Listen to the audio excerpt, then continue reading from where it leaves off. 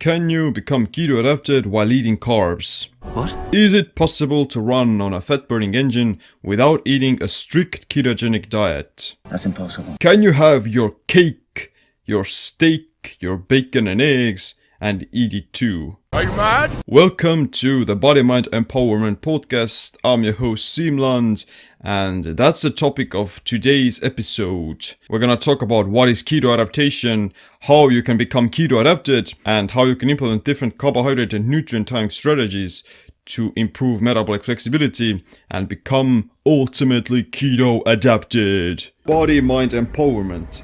Get stronger, faster, smarter, quicker, friendlier, more helpful, more driven. Everything the body needs. Control your mind.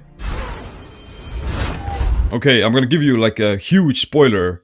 Yes, you can become semi-keto adapted while eating some carbohydrates, and you can get into ketosis without eating the ketogenic diet. Ta-da! But first of all, we have to define what are ketosis and keto adaptation. They may sound very similar, but they have their own nuances. Here's the difference. Being in ketosis is the actual metabolic state with ketone bodies of 0.5 millimoles and above. You can be in mild ketosis already after fasting for 24 hours, but it doesn't mean that you're gonna be using that fat and ketones for fuel. You can also raise your ketones by taking ketone supplements, but it doesn't mean that you're gonna be burning them for ATP. Higher amounts of ketones in the blood show signs of being in ketosis, but they're not indicative of greater fat oxidation or keto adaptation. It's a trap! Keto adaptation is the process by which your body adapts to using fat and ketones as a primary source of energy instead of glucose. This is more of like a matter of degree. There are different stages to keto adaptation, and they're gonna gradually improve your body's ability to use fat and ketones as fuel at different intensities of physical exercise. The difference between being in ketosis and being keto adapted is like the difference between a light switch and natural sunlight. You can dim the light or turn it on instantly, thus entering into a state of ketosis, but to actually reap the benefits of keto adaptation, you have to go through the gradual process of rising to the zenith like the sun to avoid the circadian mismatch. And it's not gonna happen that quickly. The fact of the matter is that to successfully follow the ketogenic diet long term, you have to become keto adapted, because you can have up to 3.0 millimoles of ketosis but still feel like crap. More ketones isn't better or healthier, it's the efficiency of those ketones that matters. When your body becomes more keto adapted, your metabolism changes its liver enzymes and other metabolic functions to preferring more fat and ketones as an alternative fuel source to glucose, and there are many benefits to being keto adapted. You increase rates of fat oxidation by default. You'll start burning more fat at different levels of intensity. At lower intensities such as walking or cardio, you're already burning mostly fat for energy. After keto adaptation, these things will burn fat exclusively with no need for carbs or gluconeogenesis. A study done by Jeff Wallach and his team on trained ultra-endurance athletes has shown that compared to a high-carb diet, long-term keto adaptation results in 2 to 3 times higher rates of fat oxidation. The time it took to replenish muscle glycogen after 3 hours was also very similar. This study also shows that after keto adaptation, you increase the body's ability to use more fat and ketones at higher intensities as well, which means that you're sparing muscle glycogen when doing harder exercise, and you can burn more fat. What I mean by burning fat is fat oxidation. Fat oxidation is an oxymoron in the sense that it's not gonna guarantee you fat loss coming off from your body fat. Fat oxidation in this context refers to what kind of energy molecules your body is using for ATP production. It's about what kind of a pathway you're going through in the Krebs cycle. With higher blood sugar and insulin levels, you're inhibiting your body's ability to use fatty acids, which also makes your physical exercise and energy more dependent on glycogen. With a keto adapted approach, you raise the ceiling at which your body uses fat as a primary fuel source, and therefore you can use either fat from dietary sources or the fat from your adipose tissue. To lose weight, you would still have to induce a caloric deficit, but the difference is that the higher your keto adaptation, the more fat you're burning as opposed to sugar, all the time. The benefits of keto adaptation go beyond physical training and weight loss. You have more stable blood sugar and energy levels. You get direct access to your adipose tissue for calories. You increase ketogenesis and the production of ketones that can give fuel to the brain, heart, and skeletal muscle. You have more mental clarity and a focused brain. You have reduced inflammation and less oxidative stress when producing ATP. You're gonna protect yourself against muscle catabolism when skipping meals or doing longer fasts. And of course, you'll achieve independence from food and eating several times a day. Now, these benefits, they can occur outside of the context of ketosis, but only to a very small degree. Following a good ketogenic diet is going to greatly magnify these effects. When being in ketosis is quite binary, then keto adaptation is more like a matter of degree. You're always burning fat, even on a high carb diet. The difference is to what proportion and how well you're able to do it.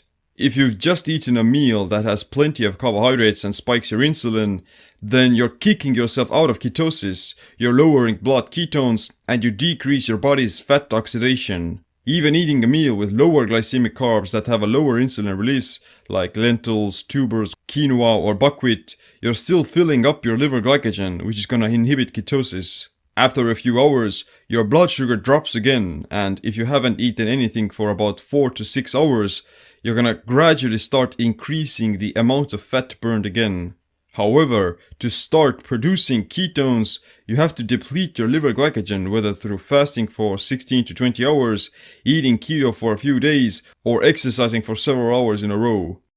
You can quote-unquote be in ketosis and register 0.5 millimoles of blood ketones after doing fasted cardio after 20 hours of fasting, but you may still experience the keto flu because your body doesn't know what to do with those ketones due to lack of keto adaptation. To become better at using ketones for fuel and increase keto adaptation, you would have to follow a low-carb keto diet for a longer time to allow your body to readapt its metabolic pathways. You can get into ketosis and have more ketones in your blood within 2 to 5 days, but the fruits of keto adaptation reveal themselves gradually. The first signs of improvements in performance tend to happen within 2 to 3 weeks. Then the next milestone may happen after 2 to 3 months, and the higher potential can be achieved after 6 to 12 months. The fact of the matter is that to reach the absolute peak of fat oxidation wherein your body is burning exclusively fat even at high intensities, you would have to follow a very strict keto diet for a significant period of time. I'm talking about maybe more than a year. However, like I mentioned, keto adaptation is a matter of degree, and you may not need to go into that deep ketosis to improve your fat oxidation rates. Maybe your goals don't require that much fat oxidation. I haven't had a carb since 2004. Which also brings us to the question, can you become keto adapted while eating carbs? We know that your body uses fat, ketones, and glucose at different intensities of activity. With keto adaptation, you increase the rate at which your body can burn ketones at higher intensities, thus you're gonna spare glycogen. Keto adaptation results from nutritional ketosis, but it's not needed to maintain it. You have to go through a period where your liver enzymes and metabolic processes change, so you could have the ability to burn fat for fuel. However, your degree of keto adaptation changes throughout the day, depending on what you ate, how you exercised, are you stressed out, how you slept, and what other activities you do. On a high carb diet, you're not fully keto adapted, but if you were to fast for 2 to 3 days or eat zero carbs for a few days, you'll gradually start increasing your body's fat oxidation rates. But because you're not that well keto adapted, you will also experience higher rates of gluconeogenesis because your body has higher demands for glucose. This leads to significantly more muscle catabolism as to compensate the body's glucose needs by turning muscle tissue into glucose. On a semi-low carb diet like paleo, the zone, the Mediterranean diet, or a quote-unquote balanced diet, you're running on a sugar-burning engine, but because you're still restricting your carbs to some degree, you'll experience transient ketosis if you were to fast for longer than 20 hours or if you were to exercise very hard. Your fat oxidation rates will be higher than if you were to eat high carb, but you will still feel the need to consume more glucose after depleting your glycogen. On a low-carb keto diet, you're in ketosis virtually all the time, and your keto adaptation is higher by default. In this context, It refers to how well your body can use fat as a source of energy through the Krebs cycle. Like I said, you can burn fat on whatever diets. Where's the fucking Twinkies? Okay, maybe not eating a high-calorie standard American SAD diet, but keto adaptation depends on how you get access to its adipose tissue and how it's gonna be used. The key to keto adaptation is to signal your body that there's not much excess energy floating around the system, which is gonna activate pathways of improved fat oxidation. Glycogen depletion is the most direct way of switching over from burning glucose to burning fats and producing ketones. The liver won't start producing its endogenous ketones if there's excess glucose in the bloodstream. There are 100 to 150 grams of glycogen in the liver, and it takes about 16 to 24 hours to deplete it. Muscle glycogen can store up to 300 to 500 grams of glycogen, but you don't need to empty muscle glycogen to get into ketosis or produce ketones. Muscle glycogen gets used during high-intensity exercise, and it can even get replenished without the consumption of carbohydrates through the same process of gluconeogenesis. Fatty acid molecules can be converted into glycogen. Essentially, whenever your body is running low on glycogen, it ramps up ketone production and activates other metabolic processes that promote keto adaptation. AMPK, or AMP activated protein kinase, is a fuel sensor that gets released in energy deprivation, whether through diet, exercise, thermal exposure, or the consumption of certain medicinal herbs and compounds, like turmeric or ginseng. PGC1 alpha is a transcription co-activator that is central to regulating energy metabolism. It increases mitochondrial functioning and fat oxidation. High-intensity exercise, caloric restriction, ketosis, cold thermogenesis, and sunlight all activate this factor. NAD is a coenzyme found in all living cells. It consists of NAD+ and NADH. When your body detects an abundance of energy from food, it increases NADH and decreases NAD+. Low levels of NAD+ accelerate aging, cause chronic fatigue, promote weight gain, inflammation, and disease. That's why it's never a good idea to give your body more energy than it needs. Things that increase NAD+ are exercise, fasting, caloric restriction, ketosis, and infrared saunas. SIRT1 is a protein that's associated with longevity, and it's needed for NAD+ to function properly. Sirtuins activate all the other vital pathways of fat oxidation and longevity, like PGC1 alpha, phosphoproteins, and PPAR modulators. Sirtuins also turn off the inflammatory genes that promote fat storage and inflammation. Again, caloric restriction, cold, fasting, exercise, carbohydrate restriction, they all increase SIRT1 by increasing cyclic AMP. There aren't many secrets to increasing fat oxidation. You have to deplete your body's fuel, whether through fasting, exercise, or carb restriction. The nuance of nutritional ketosis is that you can reap a lot of the benefits of these gene expressions by eating a low-carb ketogenic diet without restricting your calories. Ketosis can activate AMPK and PGC1 alpha, and there are many other anti-inflammatory benefits. Give me all the bacon and eggs you have. However, just eating a ketogenic diet isn't gonna make you more keto adapted by default. You can spike up your blood ketones with MCT oil, high amounts of butter, steak, or exogenous ketones, but it doesn't mean that you'll be burning those ketones for energy. The fact of the matter is that to reach a higher potential of keto adaptation, you have to exercise and fast. There's no way around it. You have to put energy demands on your body.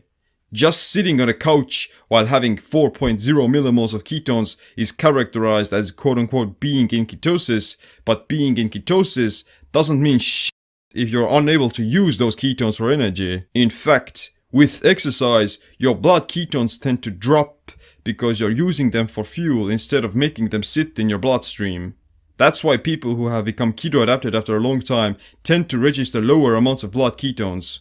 Therefore, no matter what diet you're on, physical exercise is probably the #1 way of increasing fat oxidation. But at the same time, there are still several nuances to this. If you're exercising with full glycogen stores, then you're burning only that sugar you ate and not fat. Eating something with a lot of carbs before a workout literally fills up your glycogen, and before you can start burning fat, you have to deplete those glycogen stores first. If you're trying to lose weight, then the best way to exercise is to do it on an empty stomach, or at least at a very low carb state. If you're exercising in ketosis, then you're burning exclusively fat for fuel, and you're doing it at even moderate intensities of exercise. During high intensities like lifting weights, you'll burn muscle glycogen, but this is gonna happen anyway, and you'll become more glycogen sparing when in ketosis. You're not gonna become fully keto adapted unless you exercise with low liver glycogen, because the liver won't convert over to a ketone based metabolism. It's necessary. With that being said, you don't have to remain in strict ketosis all the time to stay keto adapted. Like I said, keto adaptation is a matter of degree, and you're always moving between higher rates of fat oxidation throughout the day. If you were to consume more carbs that topped off your liver glycogen, thus inhibiting ketosis, you would still stay relatively keto adapted. You're gonna simply burn that excess glucose for energy, and how it's gonna affect your keto adaptation depends on many things, like how physically active you are, how much lean muscle mass you have, what's your insulin sensitivity, when was the last time you ate, what kind of carbs they were, and how metabolically flexible you are. Getting the keto flu after eating just a little bit of extra carbs, it means that you're metabolically inflexible and your body is very inefficient at swapping between different fuel sources. Keto adaptation and metabolic flexibility aren't the same thing, because one of them refers to strictly priming fat oxidation at progressively higher intensities of exercise, and the other is about adapting to changes in dietary intake or lack thereof. The general guideline is that the longer you do the ketogenic diet, the easier it gets and the better you start performing. However, like I said, to maintain keto adaptation, you don't need to be in strict ketosis all the time. And even if you were to eat a zero-carb diet, your keto measurements fluctuate every day. Despite that, you can still be able to use fats for fuel. When I say that you don't need to be in ketosis all the time to stay keto adapted, then I'm not saying that you can eat keto for a week, then eat another week high carb, and then get back into ketosis within another week. Your body still needs to be in a ketogenic state the vast majority of time to stay keto adapted. It's a matter of degree, how long you've been in ketosis, what you ate, what are the energetic demands of your body, your hormonal profile and metabolic flexibility. Reaching the peak potential of keto adaptation and fat oxidation requires you to be eating a very low carb ketogenic diet for several months and even years. It's virtually impossible to become keto adapted on a high carb diet because your body is so geared towards metabolizing glucose all the time. Even if you were to exercise like an ultra endurance athlete or ate once every 2 days, you'd still experience the keto flu whenever you're not consuming adequate amounts of carbohydrates.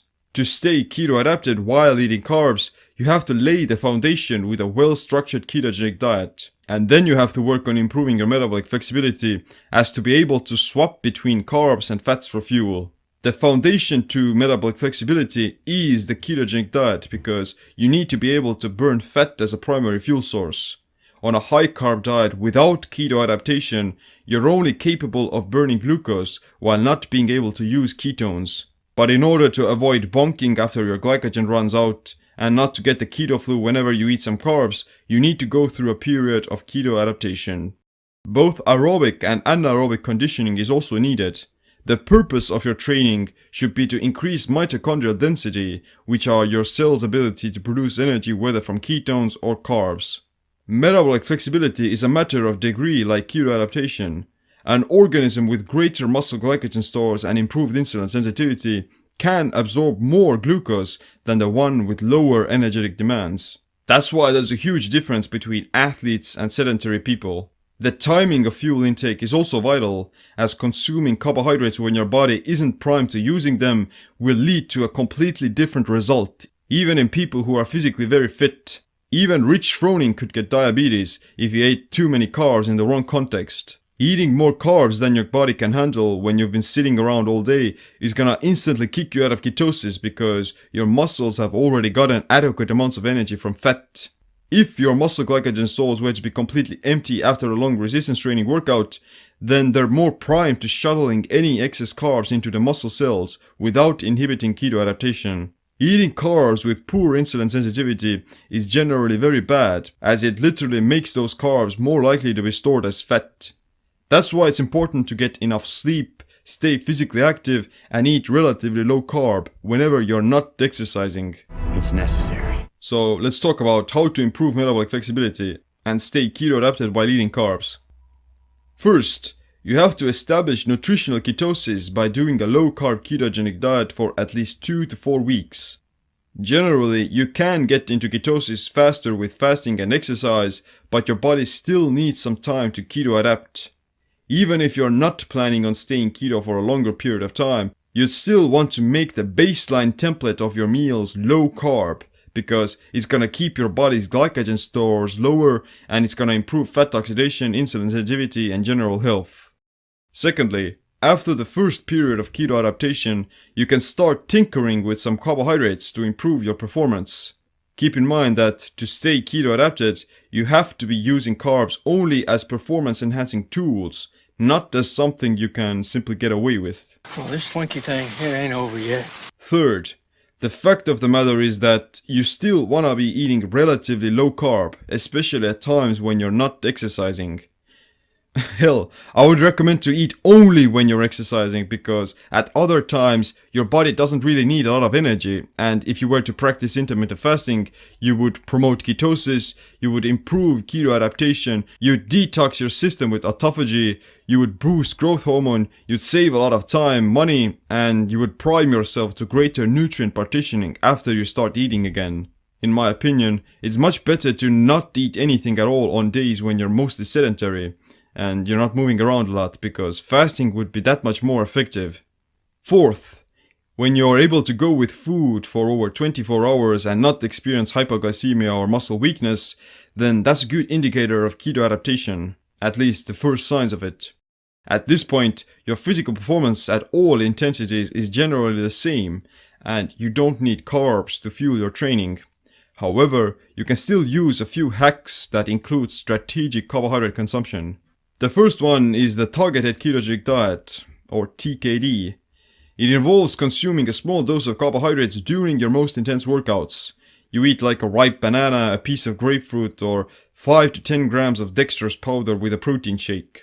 This suits best for sports that involve the creatine phosphate system, or a lot of anaerobic bursts such as CrossFit, Ironman triathlon, team sports, or pro bodybuilding. Less intense exercise that has more frequent resting breaks, like powerlifting, track and field, or gymnastics, they don't require that many carbs because your glycogen stores have more time to replenish themselves. Nevertheless, you can still safely do TKD with these sports and stay keto adapted. Activities that don't suit the targeted keto diet are low intensity cardio, endurance sports, yoga, walking your dog, mobility, or recreational activities like bouldering. The second one is the cyclical keto diet. It involves eating keto for 5 to 6 days, then having a day of eating more carbohydrates, and then returning back to keto. In my opinion, this is not ideal for staying keto adapted because you may experience the keto flu after the first 2 days of carving up. However, if you do these more often, then you can improve your metabolic flexibility and you can probably learn to get back into ketosis faster. It also depends on how many carbs you're consuming and whether or not your muscle glycogen stores have been depleted before you carb up. Like I said, you have to be exercising quite hard in order to eat carbs and stay keto adapted. If you're trying to lose weight or if you have poor blood sugar, then you definitely don't need carbs from either the targeted or the cyclical keto diet. You want to eat strict keto and even practice more intermittent fasting. Honestly, I think the cyclical ketogenic diet works only for building a lot of pure mass because of the carbs. They're gonna make you hold onto more water. However, for performance events like a powerlifting meet or a triathlon or a football game, then CKD is not ideal because you'll probably feel slightly more tired after you carb up and your performance is going to actually suffer. You'd feel a lot stronger and awake if you were to do the targeted keto diet instead. Are you even woke? The third strategy is something called carb backloading, where you eat low carb all day, then you go to the gym to have a muscle glycogen depleting workout, and then you have dinner with few extra carbs like a sweet potato, a bit of fruit or some rice. In my opinion, this should be the default menu of anyone who is not even doing the ketogenic diet. You still want to be eating as low carb as you can when you're not exercising because it's gonna prime your body to be in a healthier and more fat burning state. How many carbs you should consume after the workout depends again on how much muscle mass you have, how depleted your glycogen is, how do you sleep, and what your training goals are. Generally, a well-trained athlete could probably get away with eating 100 to 150 grams of carbs and still stay keto adapted with carb backloading. Carb backloading works best for building lean muscle mass very fast, because you'll be in mild ketosis in the morning, and then the carbs in the evening, they can promote muscle hypertrophy. The effect of muscle growth is gonna be actually much bigger than if you were to eat high carb all day, because you'll be more insulin sensitive and your muscles, they're gonna absorb that glucose much more effectively. Adding a longer period of intermittent fasting will also increase your tolerance for carbohydrates. Which brings me to the point of, can you eat one meal a day with high carb and stay keto adapted? The short and sweet answer is probably not. Fasting is one of the most ketogenic things there is, because you're literally converting your body fat into energy. However, even OMAD with 22 to 23 hours of fasting and 1 hour of eating isn't enough to compensate for a high carb menu. And when I'm talking about high carb, then I refer to a diet with carbs exceeding the 60% of total macros. It simply takes way longer to deplete your glycogen before you could start reaping the benefits of ketones. With that being said, carb backloading on one meal a day with about 100 to 200 grams of carbs and the rest of the calories coming from fat and protein could probably work if you trained really hard. If you're doing a lot of resistance training in particular, then you could potentially eat 100 to 200 grams of carbs in the evening and be in ketosis the next morning, because all the carbs would be shuttled into muscle glycogen. But then again, it depends on your lean muscle mass and actually training hard. If you're fat, then you don't need this. You've been meatballed. As you progressively become more keto adapted, you get better at using fat and ketones for fuel, even at higher intensities of exercise. You want to use these carb up strategies only in very specific circumstances wherein you actually require some more glucose. The exercise has to be quite intense and near maximum effort. At the same time, eating a sweet potato or even a piece of bread that's going to exceed your daily carb intake by, let's say, 60 to 80 grams is gonna probably inhibit ketosis, but it's not gonna make you lose keto adaptation fully. You don't have to become dogmatic or overly affectionate towards any particular way of eating, whether that be keto, paleo, veganism, if it fits your macros, or fasting. Do what's best for your health and goals, but at the same time, don't eat carbs when you don't need them, because it's gonna prime your body to be more effective with the carbs you use afterwards. If you were woke, then you would. Context is everything when it comes to staying keto adapted, because you have to make sure that the carbs you do eat are consumed when your body's energy demands are higher and your muscles are more sensitive to glucose. That's the overarching message of this colossal topic of keto adaptation. We definitely don't know a lot about how the body actually works, but we can still use the information we have to the best of our ability. So to recap, here's the general blueprint for keto adaptation. First, eat low-carb keto meals most of the time, even if you're doing a non-keto diet. You want to keep your insulin and blood sugar low no matter what you eat. 2. When you're not exercising, you're actually better off by doing intermittent fasting, because it's going to promote ketosis, makes you more insulin sensitive, and improves tolerance to carbs. 3. The initial period of keto adaptation takes about 2 to 4 weeks, and you need to stay low-carb keto the entire time. 4. Before trying any carb-up strategies, you have to be at a lean body composition, not have any blood sugar problems, not be insulin resistant, and not be sedentary. 5. If you've eaten a good ketogenic meal before exercising, then chances are you don't need any carbs or workout shakes, because you already have enough energy in the body. You definitely don't need BCAAs on keto. 6.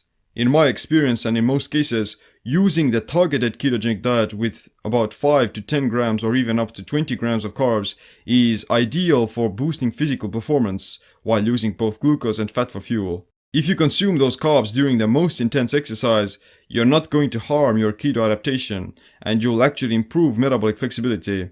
7. Carb backloading can keep you keto adapted and put you into ketosis at least for some parts of the day, as long as you still eat a limited amount of carbohydrates. 8. Cyclical ketogenic dieting will probably kick you out of ketosis and inhibit keto adaptation for the next few days, but you can get back into it within a few days again. And 9. As your keto adaptation increases, or if your energy demands are higher due to exercise, you can get away with eating slightly more carbs without getting kicked out of ketosis even.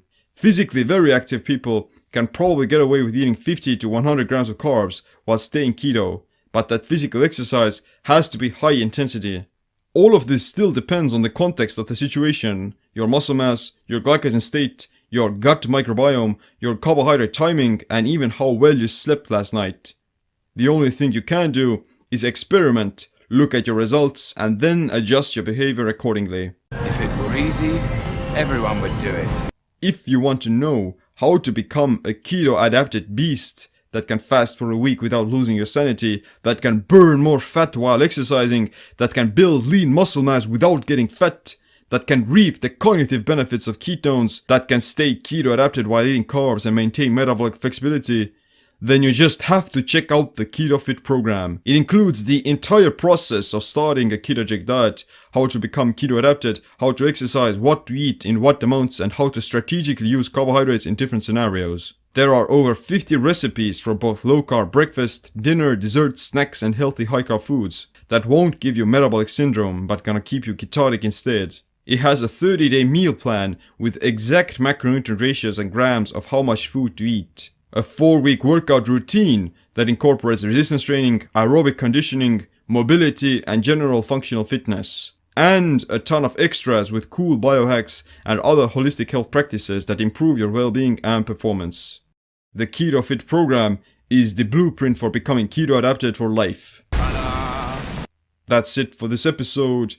You probably gained some more insight into what is keto adaptation and how you can stay more keto adapted, but most importantly, you have to practice and see how your body responds to different fuel sources. If you want to support us, then I would greatly appreciate it if you could leave us a review on the iTunes or the other social media platforms. Definitely check out the show notes for the topics that we discussed in this episode. Thanks for listening. My name is Seem. Stay tuned for the next episode. Stay empowered. If you were woke, then you would